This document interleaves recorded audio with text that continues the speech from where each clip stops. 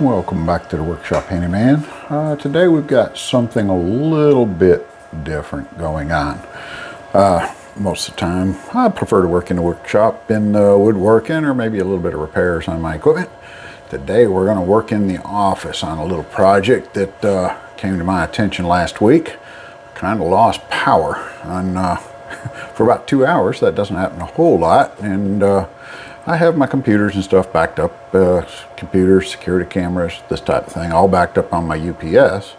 Well, when the power went out for more than just a couple of minutes, everything kind of died. So check the batteries. They're the self-test on these things are always pretty good.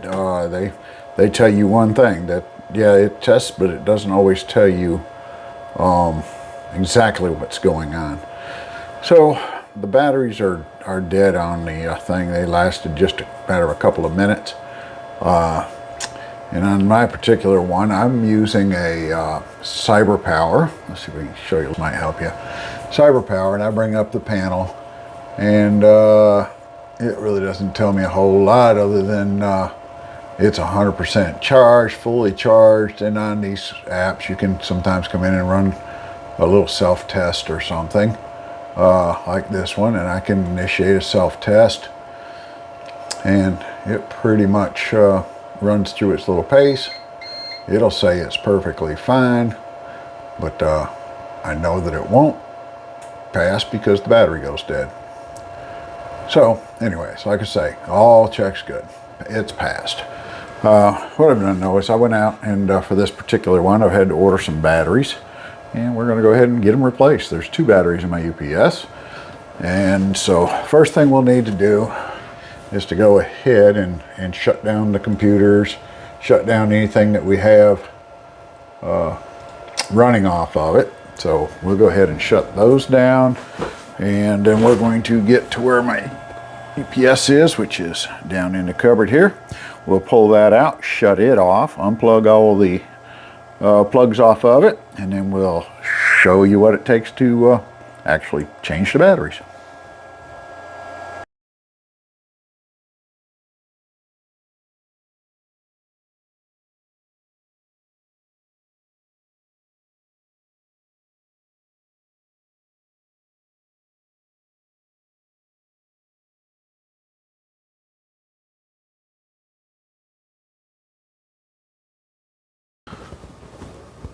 Okay, once you have the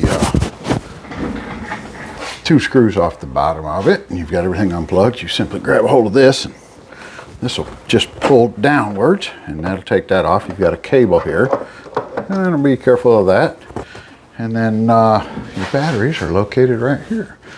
So let's see here. I don't know if we can do this, but we're going to try to unhook the batteries.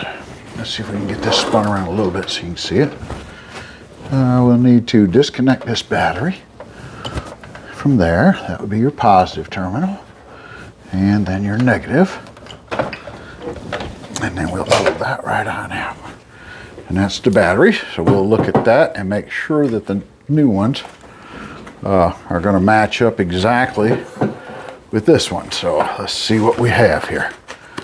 It looks like the same thing.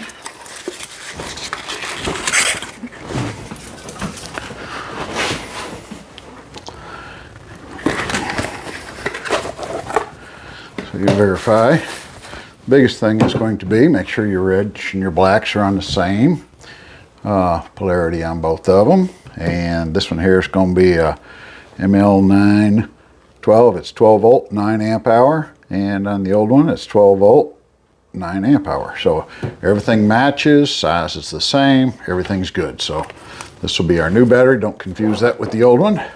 We'll set that one off to the side, and we've got to get the second battery out. And that one is going to be up in there. So we'll figure out how to get to that one. Okay, so to figure out the second battery, I thought it was back up into there. It's not, it's right here. So I've removed the 2 screws on this one, and then we're gonna finish removing those. And take this little bracket off of here, set it up on top, and then we'll move that cable out of the way, And we're going to go ahead and see if that'll pull on out of there after I've got that done. So let me see if there's a trick to this. Okay, so I did go ahead and just unplug that ribbon cable from the front panel. Lay that out of the way. I've unplugged the red wire from the bottom of that. And now we just kind of push this down and wiggle it around. And that's really about all I think it takes to getting this one out. So we'll take that out and remember that orientation.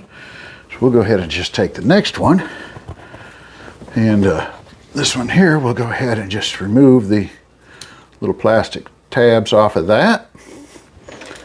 And we'll take this one and we'll slide it right back in the same way it came out. And from there we can hook our red back up. And we'll put that there and we'll put their cover back on and screw it back in place. Okay, the second battery is going to go on in. We'll hook that one back up. The black wire goes up on the negative terminal. We set it in place. So that's all the way on. And then the one that was on our old battery, we're going to take that black off of there. Well, that worked pretty good. It's a little tight fit. We'll stick it back on this one. Good and tight. And then don't let all this fall. I guess I should have a little bigger shelf space here. We'll pull this back out and we'll just hook our, let's see if we can see that, yellow lead back up on our positive here. Let me get this set a little better. Okay, after you've pushed all that back in, get it set back in, we'll go ahead and put our front panel back on. And see if we can slide that down and push it back up into place. Layer back on its side and put the two screws back in the bottom of it.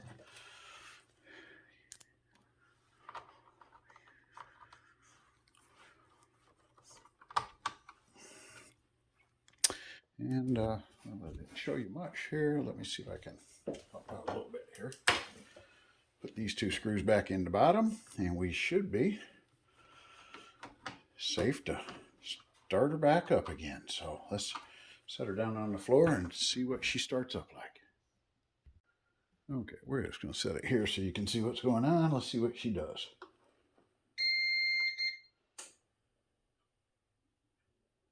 And we come on up. I haven't plugged anything else into the back of it, but looks like the battery capacity is 100%. Everything comes on, so we should be good to go. We can start plugging things back into the back of it. See if we can bring some power back onto her. So we'll go ahead and make all those connections and see what she runs like at that point. Okay, we've got the computer all back on the power source, and we're going to go ahead. It says it's running perfectly fine, and we're going to go ahead and just do a self-check on it to make sure that everything's still doing what it's supposed to do after we tore it apart. And should come back just fine. Our battery capacity is 100%. Should have, with the computers and stuff I have running, about 50 minutes. Now, this was the, it passed. Now this is the CyberPower 1500. So let's see if we can kind of do this. I got this off of Amazon back several years ago, like I say. So check your model as far as the battery that's required. I can put you the one that I've got. Like I say, it's the 1500 model, which takes the two that I showed you at the beginning there.